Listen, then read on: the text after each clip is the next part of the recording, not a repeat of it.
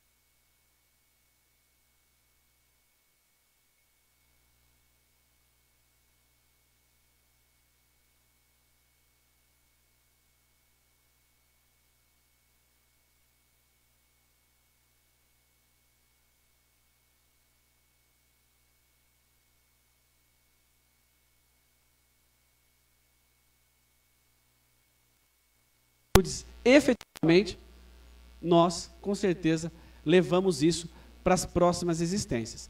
Ser bom para ser feliz. O que é ser bom? Alguém já se perguntou? O que é ser bom de verdade? A maioria das pessoas fala assim, é seguir os ensinos de Jesus. Jesus, há mais de 2000 anos, já deu várias lições, imensas lições, que são válidas até a atualidade, para que a gente possa, então, desenvolver uma característica de bondade. Não é assim que funciona? Tá bom, como é que a gente faz isso no mundo que a gente vive? Como é que a gente faz isso num mundo ainda embrutecido? Que nós estamos num mundo de expiação e provas, segundo o Espiritismo. E que um dia nós seremos regeneração. Mas uma pergunta que nós fazemos antes de tudo é como é que é este mundo de regeneração e se nós, todos nós aqui intimamente, estamos vivendo já num mundo de regeneração intimamente. Então, ser bom tem uma característica própria, tem uma razão de ser. Todo o ato de bondade que nós desferimos a alguém envolve essa vida de tal maneira que talvez ela nunca esqueça daquilo que ela está vivenciando. Quem às vezes faz o bem não lembra, mas quem recebe nunca esquece. A partir daí a gente se pergunta, vocês já pensaram a importância da ação de cada um na vida das pessoas?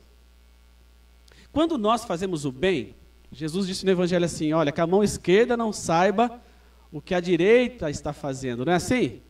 Mas tem gente que faz caridade e põe no Facebook. Faz um selfie na fila da sopa, é como se estivesse já dizendo para a sociedade, olha, eu faço bem. E o bem que nós gostaríamos que as pessoas fizessem é aquele que é feito de forma anônima. Porque existe um exército de pessoas em todos os lugares, não só no meio espírita, mas em todas as religiões, de pessoas voltadas ao bem, procurando amenizar o sofrimento alheio, seja essa dor física, seja essa dor moral, enfim. Existem pessoas dedicadas a isso.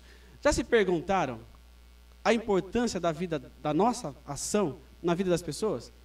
Em 1947, Frank Capra lançou um filme chamado A Felicidade Não Se Compra, ou em inglês, It's a Wonderful Life, em 1946. Alguém assistiu esse filme? Tem no Netflix. E o Netflix não tem nenhuma ação com a nossa casa aqui, ou como palestrante. A gente não é patrocinado pelo Netflix, tá? Mas tem muita coisa boa lá. Esse filme trata desse elemento aqui, ó. George Burley. Ele é uma pessoa que nasceu boa. E ele faz bondade a vida inteira. A vida inteira. Só que o grande sonho dele, como a maioria de nós, era sair daquela cidadezinha pequenininha e ir conquistar o mundo. Onde quer que ele estivesse, ele queria fazer grandes obras, grandes construções, queria fazer engenharia e queria conquistar o mundo. Quem não gostaria de fazer isso? Muitos de nós. A felicidade dele era esse sonho. Mas na trajetória do filme, eu vou ter que fazer um pouquinho de spoiler, contar um pouquinho do filme para a gente ter isso como referência.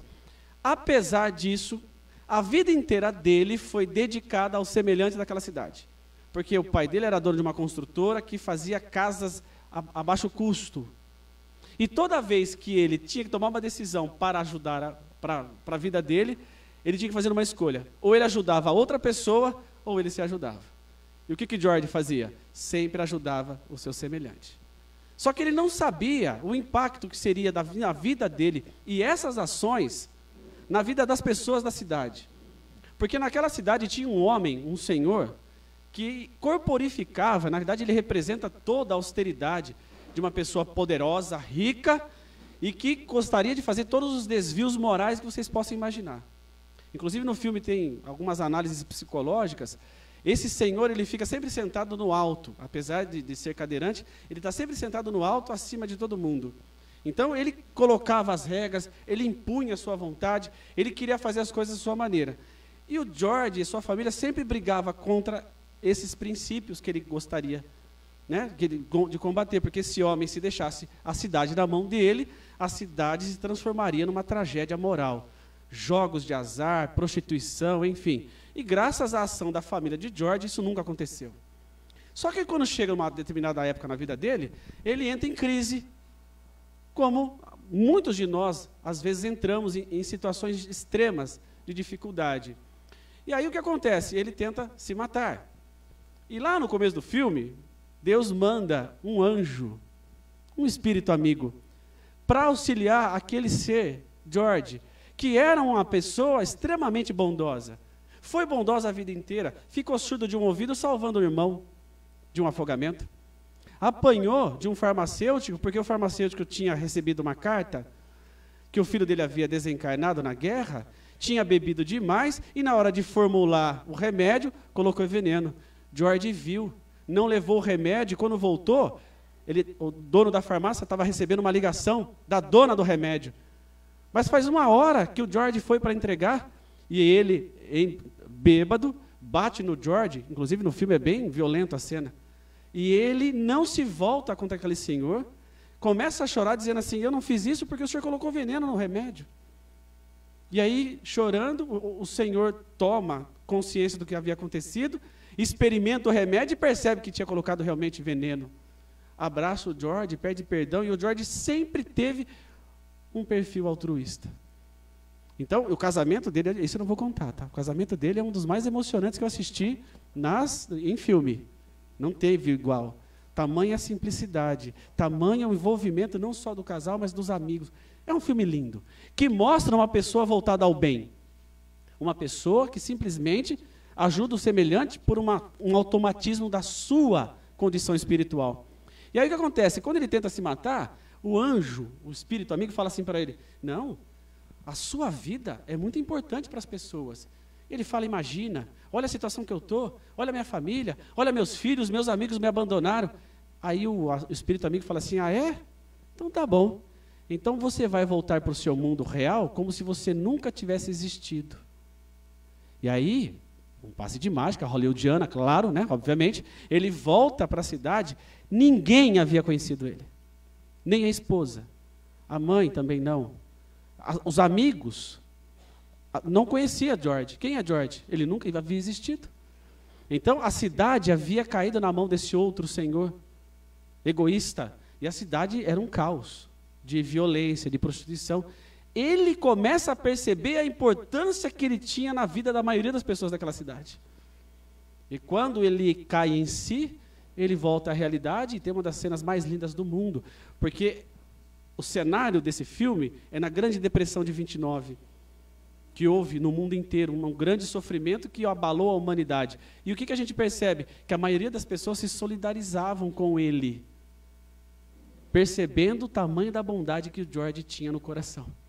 Então o que mostra o filme? Que às vezes a gente não tem noção do impacto que a gente gera nas pessoas quando nós fazemos o bem. E nós temos que fazer o bem para que as pessoas se sintam bem. Não para receber algo em troca, mas por um dispositivo divino, porque a nossa verdadeira natureza é esta, não é má. Toda pessoa que está numa situação de maldade, ela está numa transição de um processo evolutivo que um dia ela vai deixar de ser. Porque todo espírito criado por Deus só tem uma destinação, a felicidade e a perfeição. Todos nós aqui um dia seremos perfeitos e felizes. E isso está lá na obra espírita, nas obras de Allan Kardec. O tempo todo os espíritos nos lembrando que cada indivíduo que transita pela Terra só tem essas destinações, ser feliz e ser perfeito. E a felicidade só vem da compreensão de Deus. Portanto, essa felicidade que é uma busca incessante, precisa ser compreendida por nós do ponto de vista da vivência das leis de Deus. E na questão 620 do Livro dos Espíritos, Kardec pergunta, onde está escrita a lei de Deus? Alguém lembra da resposta? A palestra é dialogada, viu? Vocês podem falar, tudo bem, não tem problema. Na consciência, quando Deus nos criou, Ele já deu as suas leis dentro da cabeça de cada um, na consciência de cada um. Nós já temos as leis de Deus dentro de nós. Mas por que a gente não consegue vivenciá-la de forma plena e absoluta? Primeiro, porque todos nós somos imperfeitos, certo? Ou tem algum ser perfeito aqui nessa casa? Todos nós somos imperfeitos. E a gente precisa reconhecer essa imperfeição para saber onde nós precisamos melhorar. Então, nós já temos as leis de Deus, precisamos aprender quais são estas leis e passar a agir no mundo gradativamente, devagar. Ninguém tente ser santo da noite para o dia, santo no sentido de ser bom, Porque a gente vai naturalmente sofrer. A gente vai criar uma expectativa e uma moral que vai ser difícil de vivenciar. E Deus permite que os processos reencarnatórios aconteçam para que a gente possa gradativamente fazer o quê? Avançar devagarzinho na senda do progresso. Às vezes, uma encarnação precisa de 80 anos, 90 anos, para nós deixarmos de falar mal de alguém. Querem ver? Alguém falou mal de alguém hoje? Não precisa levantar a mão. Mas se não falou, pensou. Pelo menos um pouquinho. Agora, se alguém não falou ou não pensou mal de alguém, esse dia já saiu no lucro. Então, amanhã, faça isso de novo. E assim consecutivamente, até que isso se torne um hábito. Não falar mal das pessoas. Quando nós vamos tomar café com os nossos amigos que trabalham com a gente adora falar mal do chefe, né? Principalmente se for aquele chefe perverso, que todo mundo ama. E, de repente, nós estamos lá desferindo, né, fluidos negativos em direção a essa pessoa. Então, é necessário que a gente aprenda a buscar essa felicidade num processo de convivência. Agora, conviver é ou não é um desafio? Mas como é? Se tem um dos desafios mais difíceis da existência humana, é nós aprendermos definitivamente a convivermos uns com os outros. E conviver na família? Meu Deus, tem gente que acha que família é bom no porta-retrato. Fica lá, não mexe com ninguém, não perturba ninguém, não fala mal de ninguém. E aí vem um nobre espírito chamado Chico Xavier e diz assim para a gente, nós estamos na família que nós precisamos, de que nós necessitamos. Nós muitas vezes imploramos para estar naquela família. E a gente esquece, naturalmente, quando reencarna, num processo de reescrita da vida, e aí a gente esquece que nós estamos ali para um aprendizado. Então, conviver na sociedade, na família, no trabalho, enfim, em todos os lugares que nós temos possibilidades para que a gente possa aprender a viver bem. Por quê? Porque nós somos seres de relação, isso é o livro dos Espíritos. Nós fomos criados para vivermos em sociedade. Até aquelas pessoas eremitas que convivem sós, isoladas, elas estão em desenvolvimento. Por quê? A necessidade de se alimentar e de sobreviver gera no ser humano o quê? Um ato de pensar, um ato de ir atrás das suas necessidades. E a partir daí, ele entra num processo de aprendizado infinito. Então, nós não paramos de aprender o tempo todo. Ninguém sabe tudo. Todo mundo tem algo para ensinar e todo mundo tem algo para aprender. E nesse processo, nós precisamos aprender a conviver com as diferenças. E Allan Kardec, na questão 100 do Livro dos Espíritos, ele lançou uma classificação dos espíritos segundo a sua condição moral. Apesar de que a gente sabe, pela obra espírita, que nós desenvolvemos o intelecto e a moral. É como duas asas, né? Se uma vai mal, a outra a gente não consegue voar. Porém, o intelecto sempre vem antes.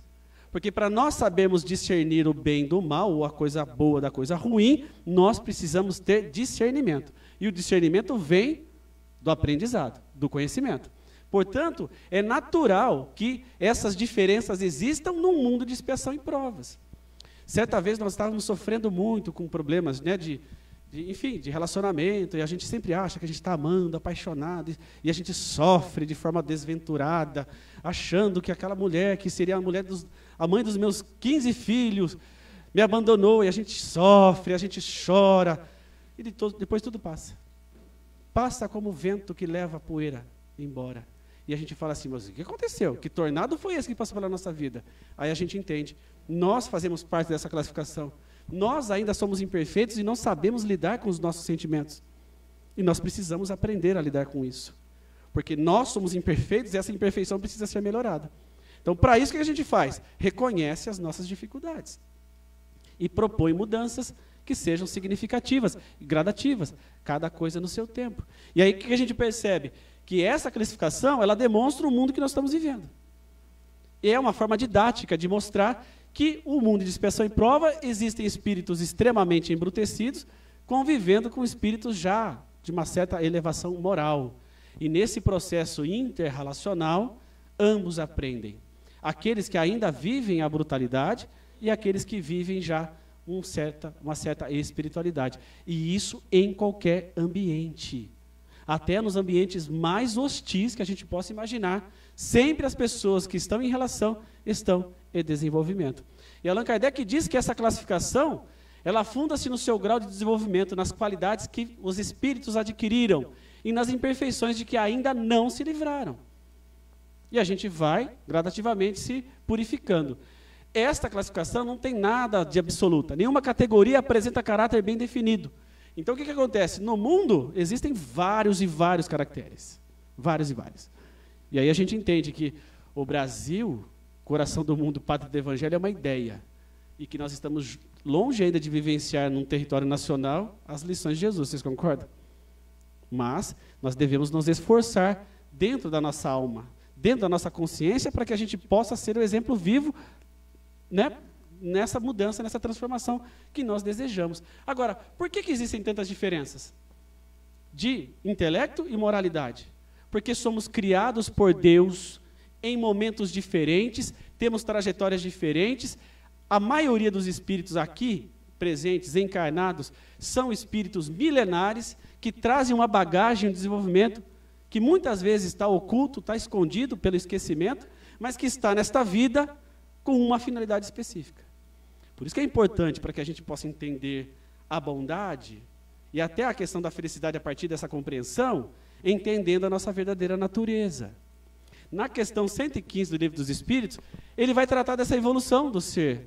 E querem ver uma coisa lindíssima? Allan Kardec pergunta assim: uns espíritos foram criados bons e outros maus?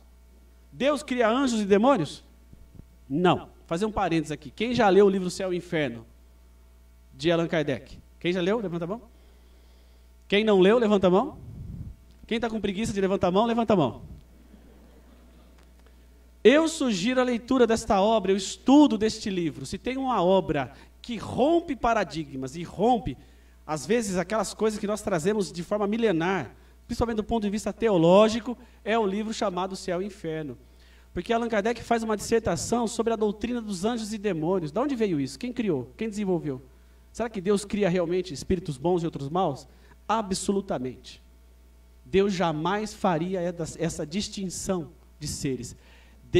Seres criados, né, à parte da humanidade, fardados ao mal, e os outros fardados ao bem. Não. E entre nessa guerra de anjos e demônios, o ser humano, né, como sendo o prêmio dessa guerra infinita. Não, isso não existe. Isso tudo é mitologia. E o livro Céu e Inferno explica de uma forma muito clara essas questões. E esta questão do Livro dos Espíritos, os espíritos fazem uma resposta, dão uma resposta para a gente, que é extremamente didática, na compreensão da nossa verdadeira natureza. Como é que é a resposta? Deus criou os espíritos simples e ignorantes. Simples na constituição e ignorantes no sentido de destituído de conhecimento. E lhes deu uma missão, com o fim de esclarecer e progressivamente conduzir à perfeição pelo conhecimento da verdade e para os aproximar dele. De quem? De Deus.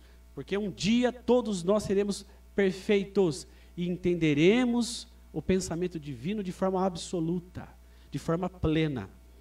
A felicidade eterna e sem perturbações nós encontraremos nessa perfeição. Os espíritos adquirem conhecimento passando pelas provas que Deus lhe impõe. Então o sofrimento é uma prova, uma luta que nós devemos enfrentar. E olha, eu não conheço ninguém que tenha passado por lutas e dificuldades, sejam essas físicas ou morais, e que não tenha saído desta experiência muito mais forte do que entrou. Porque às vezes a dor se estabelece para um aprendizado, com um significado. Isso tem que ter um alcance em nossas vidas, porque senão Deus não seria soberanamente justo e bom. Esse Deus que o Espiritismo apresenta, que é infinitamente amor, dá a cada um de nós as experiências de que nós precisamos para forjar em nós esses caracteres espirituais que serão levados pela eternidade. E que um dia, lá na frente, todos nós estaremos juntos, cooperando com Deus, em qualquer lugar deste universo. Isso não é lindo? Parece utopia, mas é uma realidade espiritual, que todos nós um dia vivenciaremos. Aí o que acontece? Uns aceitam essas provas com submissão e chegam mais prontamente ao seu destino. não choram, não reclamam. Vão em frente, seguem essa senda da dor, da dificuldade, enfrentam de forma resoluta e seguem em frente.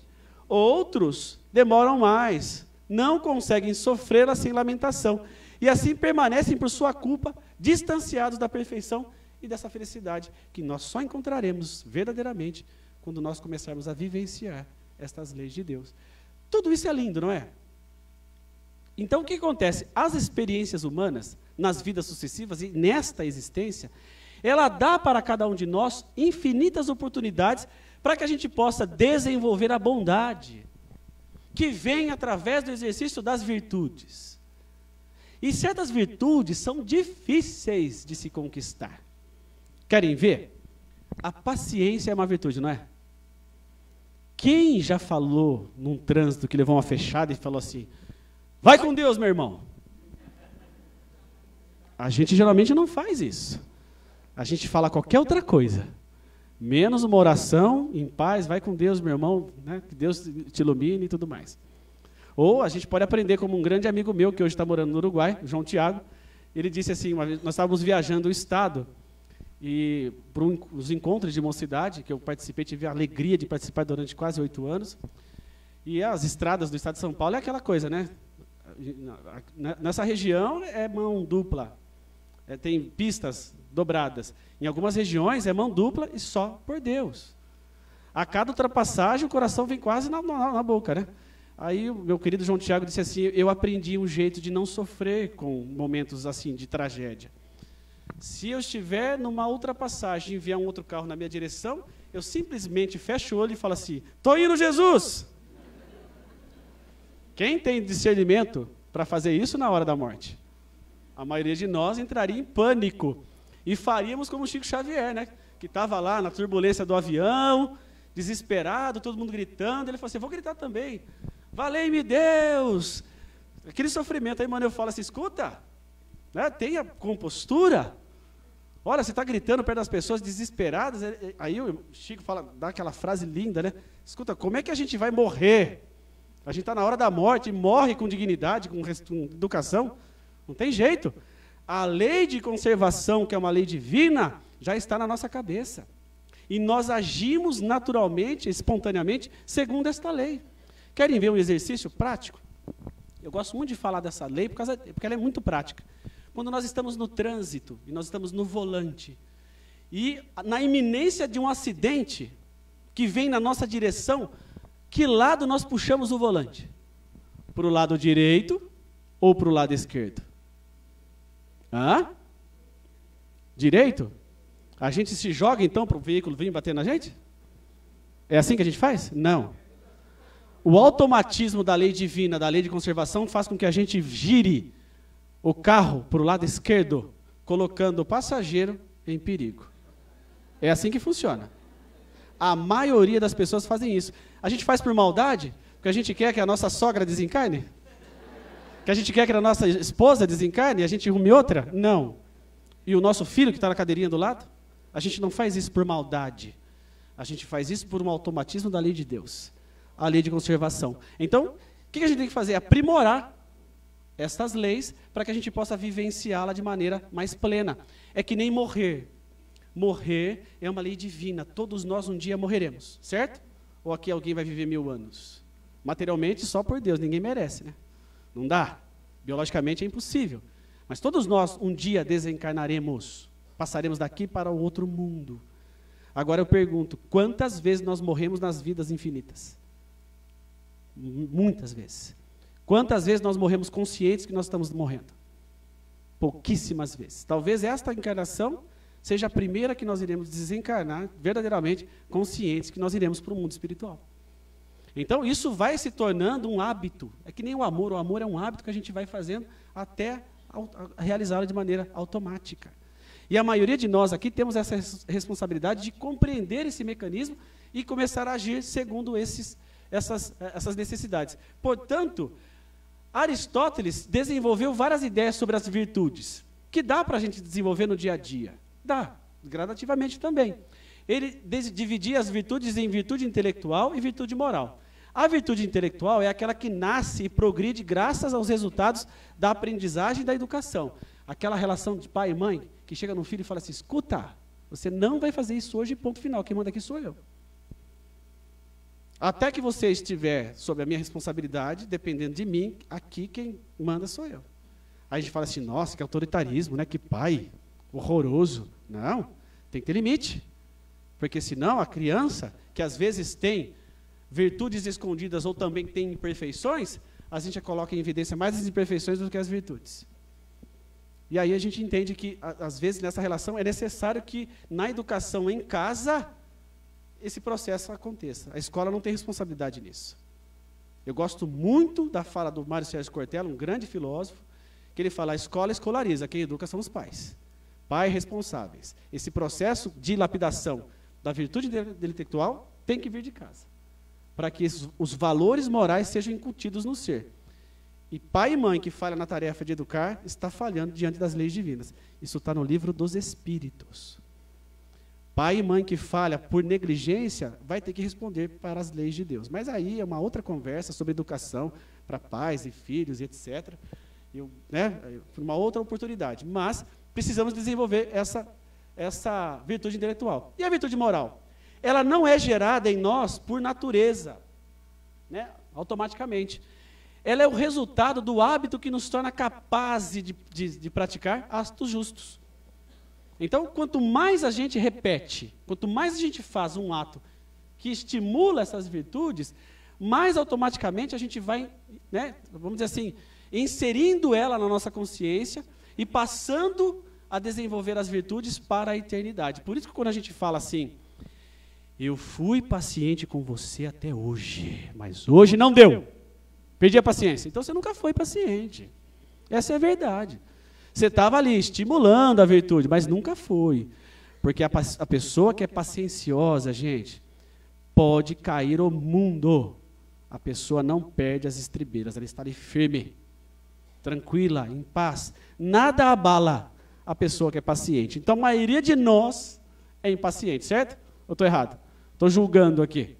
Não, a maioria de nós. Porque nós estamos desenvolvendo essas virtudes. Portanto, o amor, a fraternidade e a justiça são ideias que devem ser incutidas através do estímulo na educação, na leitura e também nos hábitos que nós fazemos em nossas vidas.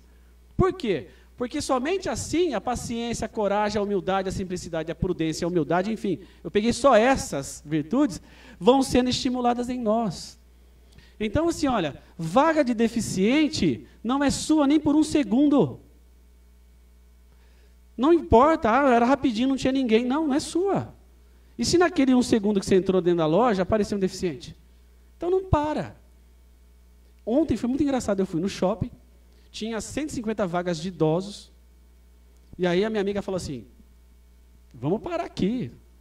Os velhinhos estão todos dormindo em casa. Ninguém vai no shopping 8h30 da noite. Eu falei assim, é? A minha consciência está aqui. E se a gente parar numa vaga de idoso, a gente vai sofrer as consequências disso. Nós estamos fazendo uma coisa errada.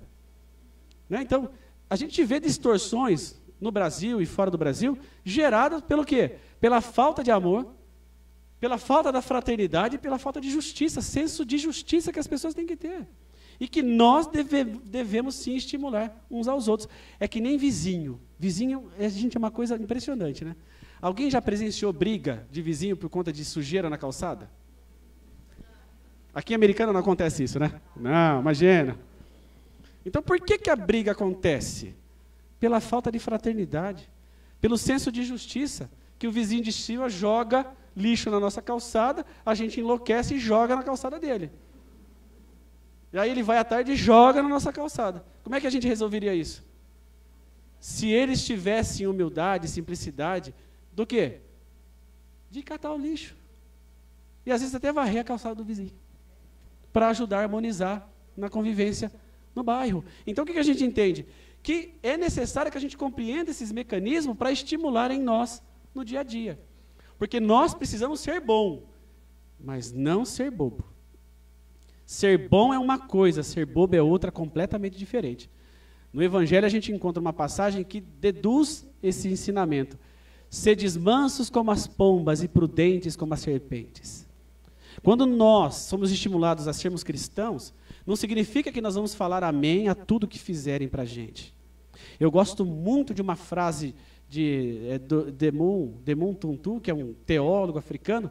Ele fala assim, que toda vez que nós estivermos frente a uma injustiça e ficarmos calados, nós estamos do lado do opressor.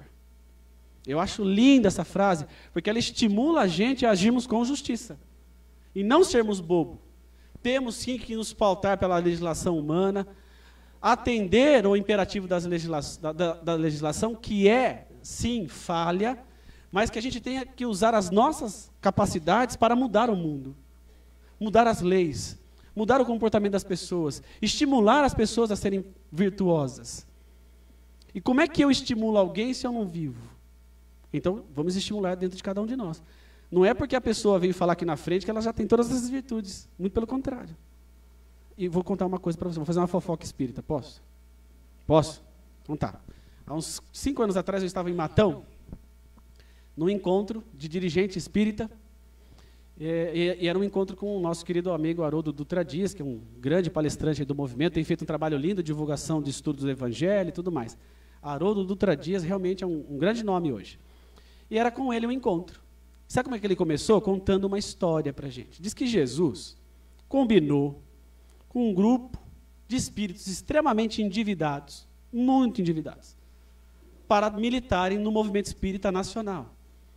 Só que aí Jesus, quando convocou esses espíritos a esse trabalho, ele falou assim, olha, vocês aqui, ó, esse grupo, que são o pior dos piores, daquele grupo ruim, ele pegou o pior dos piores. E ele designou a seguinte tarefa para eles. Vocês serão os expositores, os oradores espíritas, os professores de espiritismo, porque são vocês os mais endividados. E é bem por aí. Não é porque nós estamos aqui que nós somos diferentes de ninguém. Muito pelo contrário. O sentimento que deve prevalecer nas nossas relações é de igualdade e tem que ser assim sempre. Nós não devemos endeusar ninguém, nós não devemos olhar só as coisas boas que as pessoas têm, a gente tem que ver as pessoas como seres humanos. Chico Xavier foi um dos maiores médiuns que trabalhou pelo movimento espírita, inclusive responsável pela disseminação da ideia espírita em território nacional e no mundo. Mas ele era vaidoso, porque quando ele foi no programa Pinga Fogo, ele foi do quê? Do quê? Peruca. E ele falava assim, me deu o direito de usar uma peruca. Me deu o direito. Porque ele reconheceu em si que ele tinha vaidade. E aí a gente coloca a pessoa num pedestal e esquece de enxergar a igualdade que Deus nos dá. Porque Deus nos criou simples e ignorantes, todos nós do mesmo jeito. Não tem diferença. Somos todos iguais, irmãos na senda do progresso, no caminho infinito do nosso progresso. Portanto, não devemos ser bobo, porque ser bobo às vezes traz sofrimento imensos. Então, a gente precisa saber separar de forma prática e didática esse altruísmo. Eu conheço um caso de uma pessoa que ficou com o marido durante 30 anos, lá em Campinas. O marido bebia, usava drogas, chegava em casa, quebrava tudo, batia nos filhos, batia na esposa. E aquela senhora, mais de 30 anos, perseverante do lado dele. E aí chegou um momento que ele falou assim, escuta, até quando? Até ele conseguir se livrar de tudo isso. 30 e poucos anos se passaram, esse homem se converteu, está seguindo uma religião protestante, mudou completamente a forma de pensar, ajuda as pessoas, faz campanha, faz um monte de coisa. Aí quem vivenciou tudo isso fala assim, aí, ao diabo agora vestido de cordeiro. Mas não, ali houve uma mudança significativa, sim, verdadeira. Ele vai ter que recompor todas as dificuldades que ele gerou. Mas a perseverança daquela mulher foi tão grande que se assemelha a Santa Mônica de Santo Agostinho, que orou mais de 30 anos para o filho se converter ao cristianismo, até que ele se converte. Então, ele se converteu e ela vai receber naturalmente o seu galardão por ter exercitado isso. No meio do sofrimento que a gente não quer, ela foi firme. Será que nós teríamos essa condição? Provavelmente não. Então, esses exemplos ajudam a gente a fazer o quê? A se reerguer, a olhar para dentro de nós mesmos e propor mudanças que sejam aceitáveis.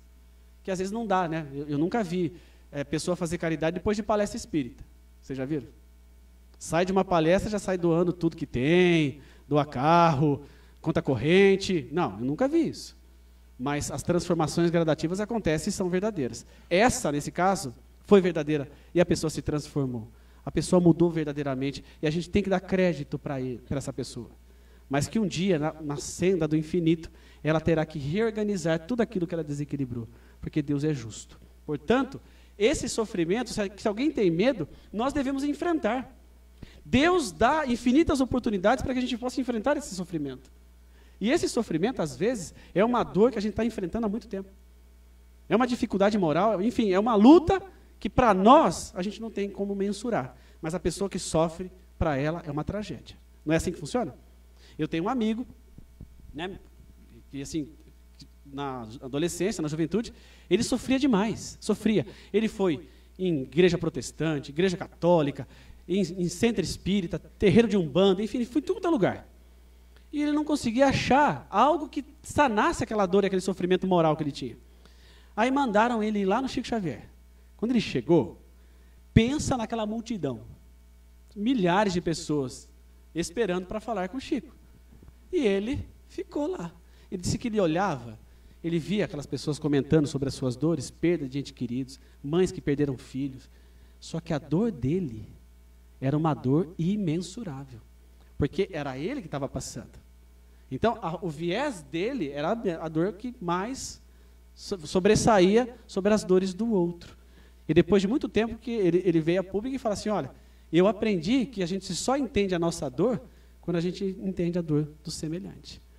E uma das experiências que ele teve é que Jerônimo Mendonça, da cidade de Ituiutaba, o gigante deitado, que foi assim um ícone do movimento espírita, estava lá na fila junto com ele.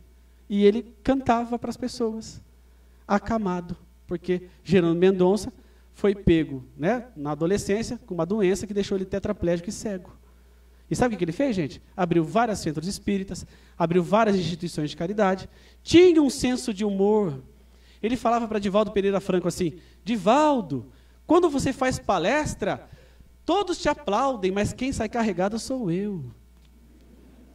Olha que bom humor, diante da dor e do sofrimento. Certa vez, isso está na biografia dele, esqueceram Jerônimo, que foi fazer uma oração no cemitério. Esqueceram ele, foram embora, sem o Jerônimo. Eu fiquei pensando assim, mas como é que vai esquecer uma pessoa acamada? Mas enfim, esqueceram.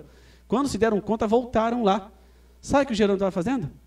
Ele estava cantando. E aí, Jerônimo, nossa, perdão, nós esquecemos você. Ele falou assim, nossa, nem percebi. Eu estava aqui cantando. Olha que bom humor. Como é que você muda a forma de tratar o sofrimento? Então a gente não deve ter medo. Nós devemos enfrentar o sofrimento entendendo que a gente só vai ser feliz fazendo o outro feliz. Certa vez, Chico Xavier, essa história provavelmente vocês já escutaram aqui, e escutaram de outros expositores. Mas uma mulher queria muito tomar um passe. E aí foi na casa do Chico, falaram assim, ó, o Chico está trabalhando. Aí foi no trabalho, o chefe do Chico não queria deixar ele perturbarem ele. Ele falou assim, ó, não, o Chico não está aqui, o Chico está na casa dele.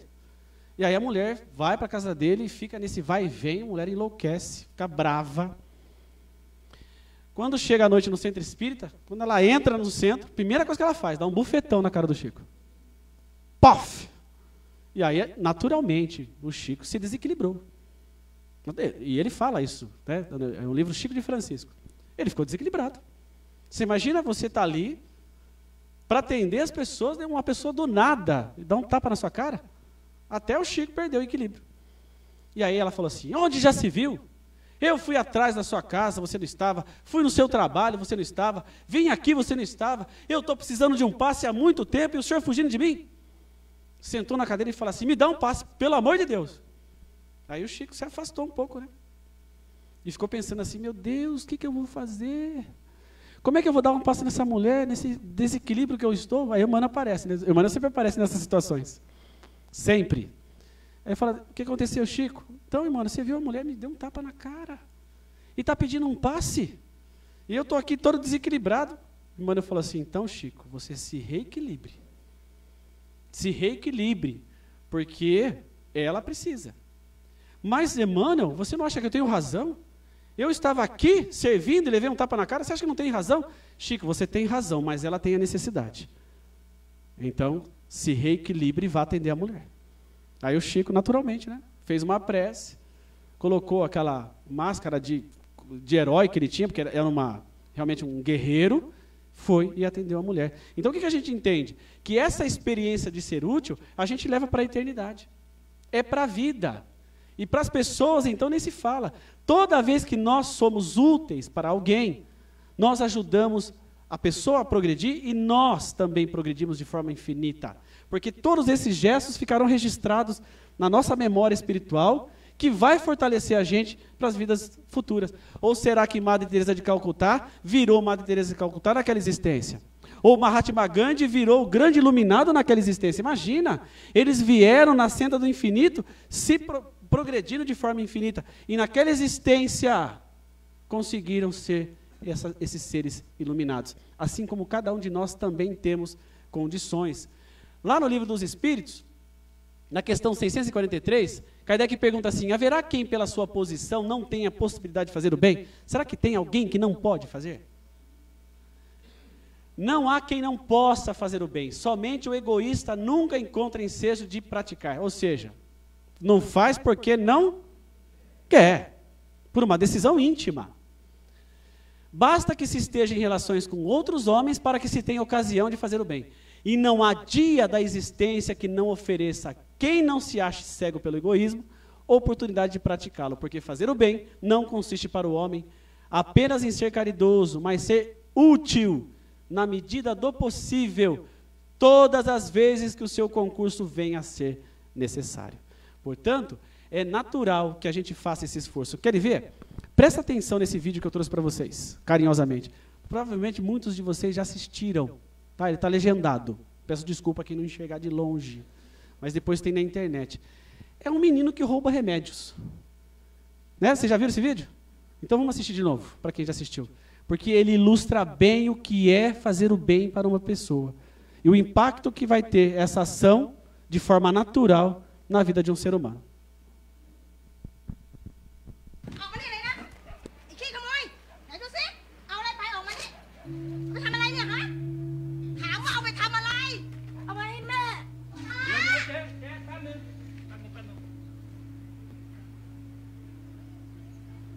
Mẹป่วยเหรอ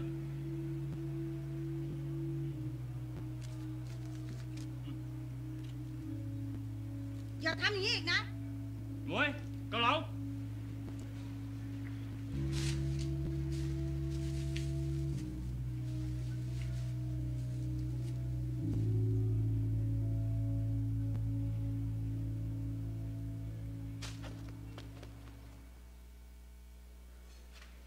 Chọn, này là khắp, năng này.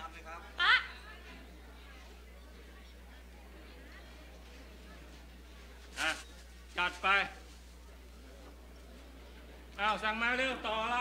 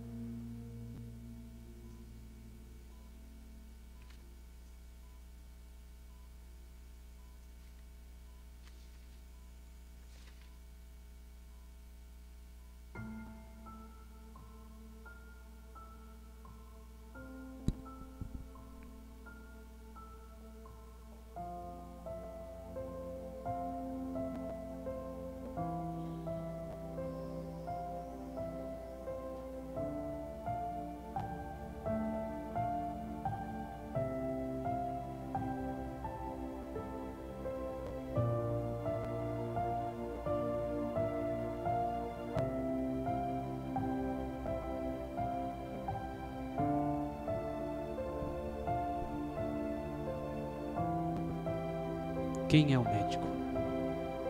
O menino.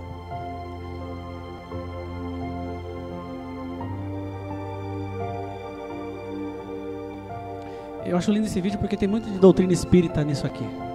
É a gente fazer o bem, sem esperar nada em troca, aguardando que a vida possa levar as pessoas às experiências que necessitam. Há 30 anos atrás, a conta foi paga por alguns analgésicos e uma sopa vegetariana, Dr. Prajac. Então é linda essa relação. Por isso que é importante que a gente faça esse mergulho dentro de si mesmo para entender efetivamente a felicidade. Não há como nós entendermos a felicidade se a gente não passar pelo altruísmo, pela prática do bem, pela ajuda ao semelhante.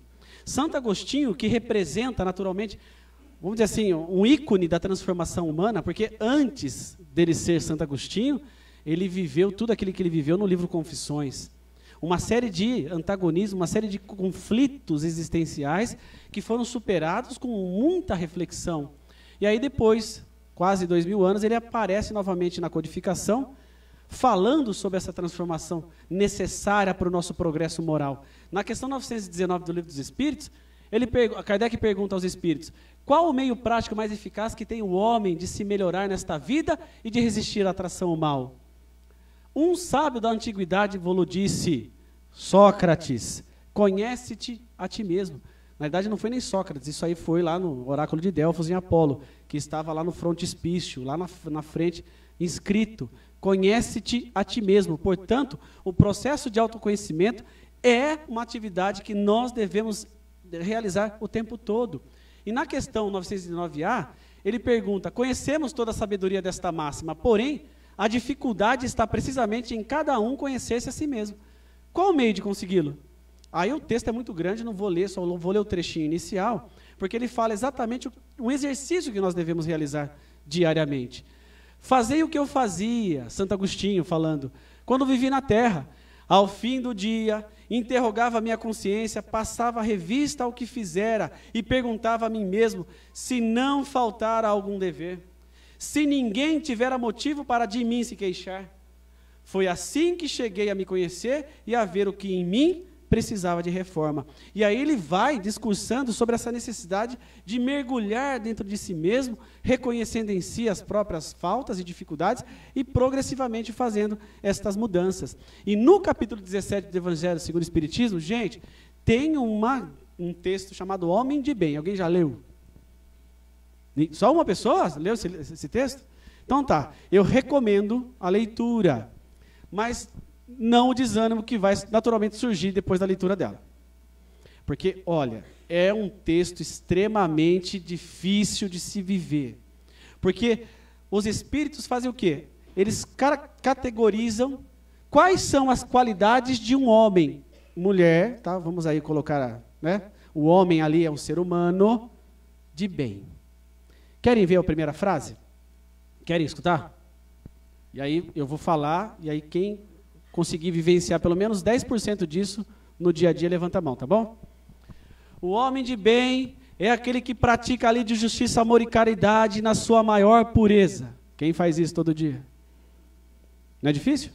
E aí, a cada parágrafo do homem de bem, o que ele vai fazendo? Ele vai dando uma característica do ser perfeito, que são metas que a gente pode colocar na nossa vida para vivenciar gradativamente. Quando vem esse texto, os espíritos sabiam das nossas dificuldades. Aí vem um outro texto em seguida chamado O Verdadeiro Espírita.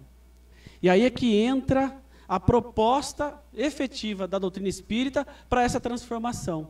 Por quê? Porque quando a gente acolhe o espiritismo como uma doutrina filosófica que vai nortear as nossas ações, pensamentos, sentimentos e ações no mundo, a gente passa a tentar vivenciar essas mudanças gradativamente. Então, o que eles falam nesse texto? Reconhece o verdadeiro espírita pela sua transformação moral e pelos esforços que faz para dominar as suas más inclinações. Portanto, o espírita, ou o cristão, que é a mesma coisa, não é um ser perfeito, mas um ser que busca gradativamente a perfeição através de bons atos. E quando a gente comete ou age segundo esses princípios, nós espalhamos felicidade no mundo. Nós contagiamos as pessoas a agir segundo esse sentimento. fazendo com que o mundo vá se transformando gradativamente. Agora, existem na história homens e mulheres de bem que construíram um mundo melhor através das suas histórias de vida? Para eu poder ir para o meu encerramento, eu vou contar algumas histórias para vocês. 3, precisamente. O primeiro é a história do Roberto Carlos Ramos. Alguém conhece? O contador de histórias, um dos maiores contadores de histórias do Brasil.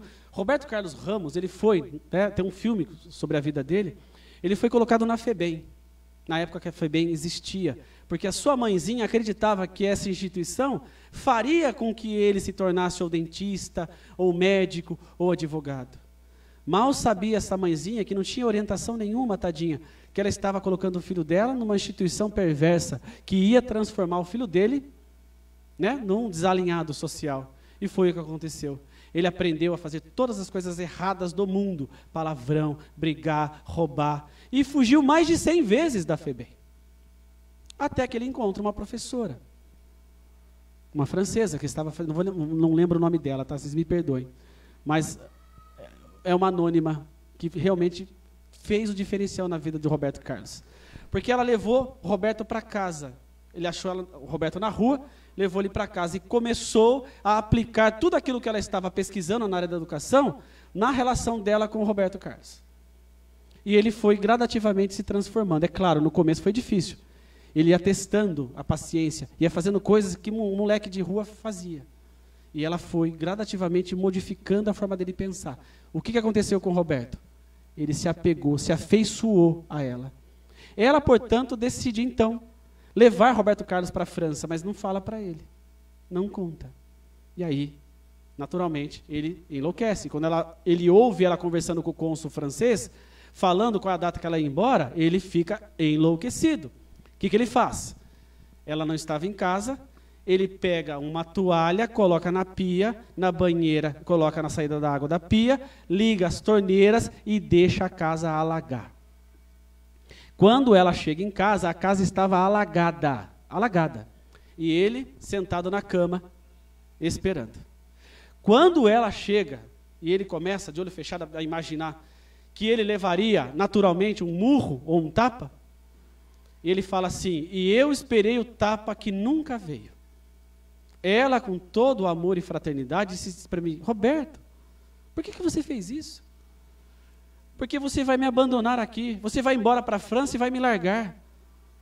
Ela sorri fraternalmente e fala assim, Roberto, ontem eu estava conversando com o cônsul, porque eu estava acertando os detalhes de você ir para comigo. Você vai comigo para a França, eu vou te adotar e você vai embora comigo. E ele fala assim na biografia que aquilo foi um grito de misericórdia para ele transformar a vida dele. Ele vai para a França, ele estuda pedagogia, ele volta para o Brasil, ele vira educador da FEBEM, que hoje não existe mais, que é a Fundação Casa, e ele se transforma em um dos maiores contadores de história do Brasil, um mineiro. Então, alguém que aos olhos da sociedade estava desgarrado, não tinha mais condições, mas que através do amor e do gesto, parcial e direto de uma educadora, a vida do Antônio Carlos, então, o Roberto Carlos, se transformou. A outra história que eu trouxe para ilustrar a prática do bem e para deixar as pessoas felizes é Nicholas Winton. Esta história é de arrancar lágrimas da gente. É um inglês, que nasceu em 1909 e desencarnou agora em 2015. Ele, quando era jovem, ele foi passear na cidade de Praga. E ele conheceu, então, uma realidade extremamente difícil. A Alemanha já havia invadido Praga. Os judeus daquela cidade já estavam sendo enviados para os campos de concentração, identificadas pelo pescoço com números. Aquilo mexe com aquele jovem de forma realmente abrupta. Ele não se conforma daquilo que está sendo feito com seres humanos e com crianças. O que o Nicholas Winton faz então? Ele fica meses na cidade de Praga, entrando em contato com instituições religiosas e famílias da Inglaterra, a fim de que ele pudesse, portanto, enviar o máximo de crianças clandestinamente para essas famílias. E ele consegue resgatar do Holocausto 669 crianças. Ele narra que a última remessa de crianças, por conta da eclosão da Segunda Guerra Mundial, ele não consegue enviar. Nicholas, portanto, volta né, para Inglaterra, se afasta do mercado financeiro, que ele tinha vínculo, se filia à Cruz Vermelha e fica durante toda a Segunda Guerra Mundial trabalhando nessa empreitada. Quando a guerra acaba, ele volta para a sua vida. Só que, como todo bom inglês, ele fez uma lista. Ele registrou nome, sobrenome e os lugares para onde essas crianças foram enviadas. E essa lista foi guardada. Até que, depois de 30 anos, a sua esposa mexendo no sótão, ele acha a lista, mostra para ele, isso é levado para uma pesquisadora do Holocausto, e você sabe como é que é, né? Um conta para um, outro conta para outro, chegou no ouvido de uma apresentadora de um programa de televisão britânico chamado That's Life. E ela resolve, portanto, fazer uma homenagem a Nicholas Winton.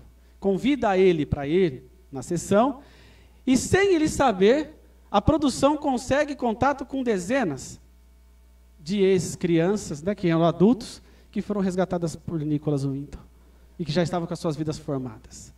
E naquela noite ela pergunta, né? Nessa noite, onde que está fulano de tal que estava na lista? Estava do lado dele. Primeira vez que ela pôde olhar nos olhos dele e dizer obrigado. E aí depois ela disse assim, quem está aqui esta noite e foi resgatada por Nicholas Winton, por favor, levante-se. Aí aquelas dezenas de pessoas levantam ao torno dele, dando para nós uma emoção linda. E ele olha para aquelas pessoas com a mesma ternura que ele olhava, né, para aquelas crianças, e muitos deles, naquele momento, pôde dizer obrigado ao seu benfeitor. E ele ainda veio a público e disse assim, mas isso não é o dever de todo ser humano? Em benefício de outro ser humano que está sofrendo, levantar as suas mãos e ajudar? No entanto, Nicholas Winton ganhou o título de Sir, deixando uma marca profunda na nossa forma de agir com o nosso semelhante. Agiu de forma anônima. Isso só veio, né, a ser contado para a sociedade por conta de uma pesquisa que foi realizada. Porque, do contrário, ele teria salvo 669 crianças e a gente nem sequer hoje estaria falando dele. Então, a nossa gratidão a a grande pessoa que deixou marcas profundas na ação de benemerência com o seu semelhante. Essas crianças ficaram ou não felizes? Ficaram. E Nicholas, com certeza, ele registrou na sua alma um estado de felicidade muito próximo daquilo que Jesus sugere para nós. Que é só na prática do bem e do amor que a gente vê isso. O outro trabalho, Fraternidade Sem Fronteiras. Alguém conhece? Sugiro conhecer, é um dos trabalhos mais lindos, interreligiosos que eu já vi na minha vida, pelo menos por enquanto. Ele é liderado por um espírita do Mato Grosso, o Wagner Moura, mas não é o da Globo, tá? Mas é um grande Wagner Moura, que tem levantado assim, pessoas de tudo quanto é lugar para levar infraestrutura para lugares na África onde o sofrimento, a gente nem pensa como é que é. Eles chegaram em regiões, para vocês terem uma ideia, que as pessoas comiam terra. Que as crianças comiam uma mistura de uma semente com uma folha. Era uma fome. Tinha pessoas que estavam dias, mas dezenas de dias sem comer. Não tinha prática de higiene, não tinha nada. E eles começaram, então, a levar. E o trabalho da Fraternidade Sem Fronteiras é um trabalho de fôlego. Quem quiser passar um mês lá, tem como se voluntariar. É claro que tem que desembolsar, mas a experiência deve ser extremamente significativa. Eu só não vou porque eu estou com um filhinho de 3 anos e 4 meses, e aí não dá, né? Mas um dia que eu puder, ele vai junto comigo. Porque deve ser extremamente maravilhoso passar por uma experiência dessa. Mas no Brasil também tem um trabalho do Fraternidade que é apoiado, é de apoiar esta médica, a doutora, cadê o nome dela? Adriana Mello, que foi aquela que descobriu que o vírus da Zika tem relação com a microcefalia. A microcefalia tem relação com o vírus do Zika vírus. E aí, o Fraternidade tem ajudado o trabalho dela, sabe por quê? Porque a mobilização dessa mulher em benefício dessas crianças é gigante, gigante. Ela criou uma instituição lá no Nordeste, que é principalmente a concentração da microcefalia é lá. São milhares de crianças com essa doença. E ela fala assim, que as crianças bem cuidadas e estimuladas se desenvolvem. E no encontro que nós tivemos a oportunidade de participar em 2017, em março do ano passado, ela mostrou uma criança que foi fruto desse desenvolvimento, que falava, que agia como uma criança normal. E aí ela falava assim, ela fala, o grande trabalho nosso é coletivo, nós precisamos correr contra o tempo, porque essas crianças precisam ser estimuladas agora. E aí, quando você olha essa mobilização social para ajudar as pessoas, a gente se comove. A gente se comove e a gente fica feliz. Quem que não fica feliz com o bem praticado? Bem, outro dia eu recebi um vídeo pelo WhatsApp, que eu uso o grupo não para mandar bom dia, boa tarde, boa noite, viu, gente? Porque tem grupo que é só para isso, né? Bom dia, boa tarde, boa noite. A gente nem lê, mas tem mensagens que são realmente significativas. 2 crianças com câncer brincando no hospital. Uma não conseguia andar. E aí a outra criança puxando ela com o carrinho. Vocês viram esse vídeo? É de chorar. E aí quando você olha uma criança fazendo bem, uma criança que sofre com câncer, ajudando uma outra criança a se divertir, você fica pensando o que você pode fazer na sua vida para levar felicidade a quem necessita. Quem está passando fome e recebe um prato de comida, fica feliz.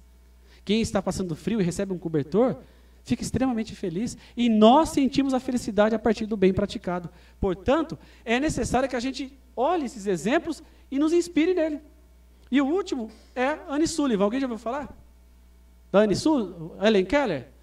Helen Keller nasceu com uma doença que a deixou cega e surda.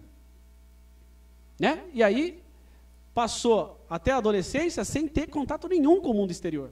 Ela vivia quase como um bicho. E a Annie Sullivan, que era uma professora, educadora, e tinha problemas também de visão, é a pessoa que conecta a Helen Keller à vida real. Através da língua de sinais, mas através do tato. Como é que você ensina alguém que nunca viu e nunca ouviu nada, como é que é o calor? Como é que é o frio? Como é que faz isso, aquilo?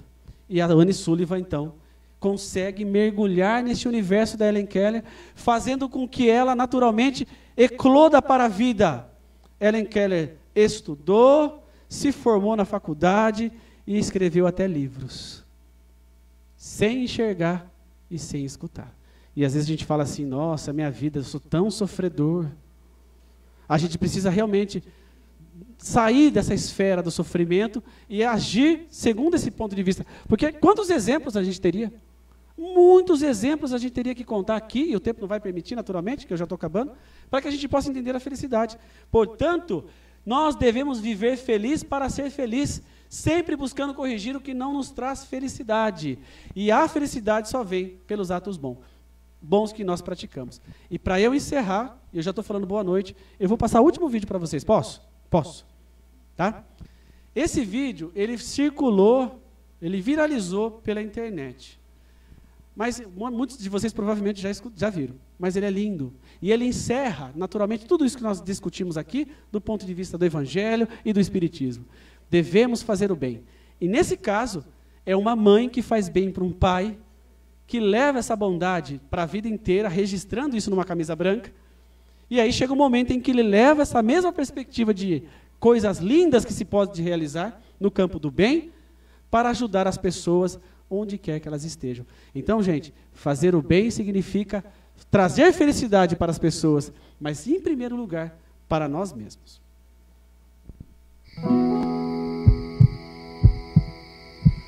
Tá tudo bem? Mais ou menos. O que houve? Professor, ele disse que as pessoas têm uma média de 2 bilhões e meio de batimentos cardíacos na vida. E? Cada batida que eu sinto é um a menos que eu tenho.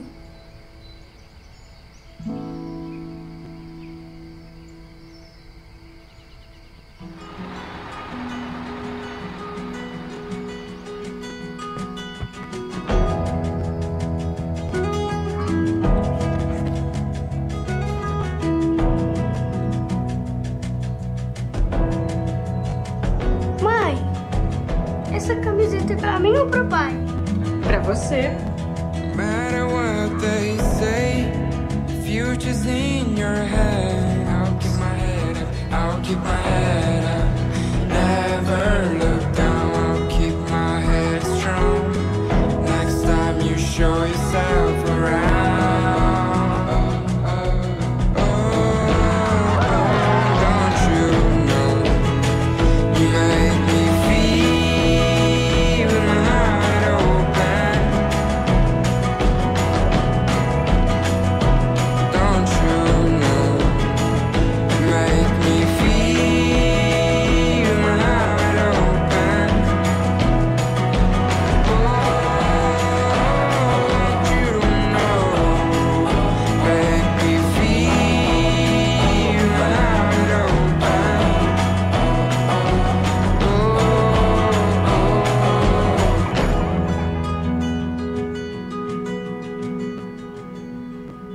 Oi, filha. Sabe o que foi? O menino da escola, que não deixa a Lu jogar bola só porque é menina.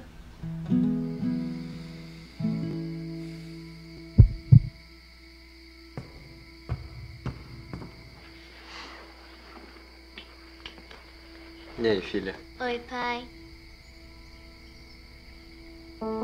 Todas as vezes que você viver algo de especial, todas as vezes que você fizer algo de bom pra alguém, você vai escrever nessa camiseta.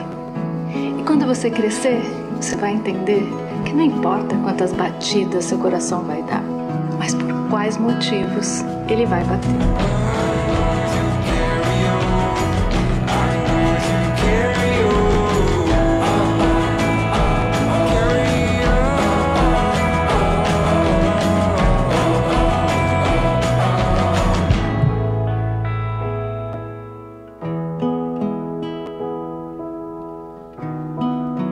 Portanto, que a mensagem do Evangelho e que a mensagem que o Espiritismo nos traz, através de uma vivência eminentemente cristã, compreendendo a nossa verdadeira natureza, nos leve a uma experiência humana que nos traga tudo aquilo que tem de melhor.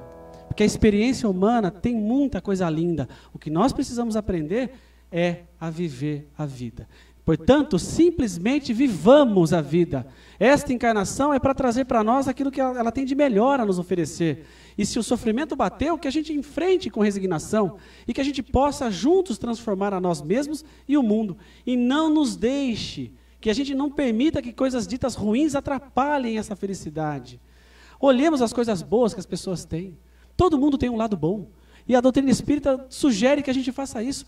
Olhe aquilo que as pessoas têm de melhor, fazendo prevalecer o bem que cada um tem. Agindo como cristãos, agindo de forma espiritualizada, agindo no mundo segundo esses princípios.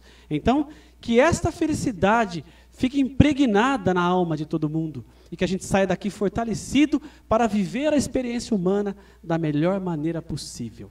Um beijo no coração de todos vocês.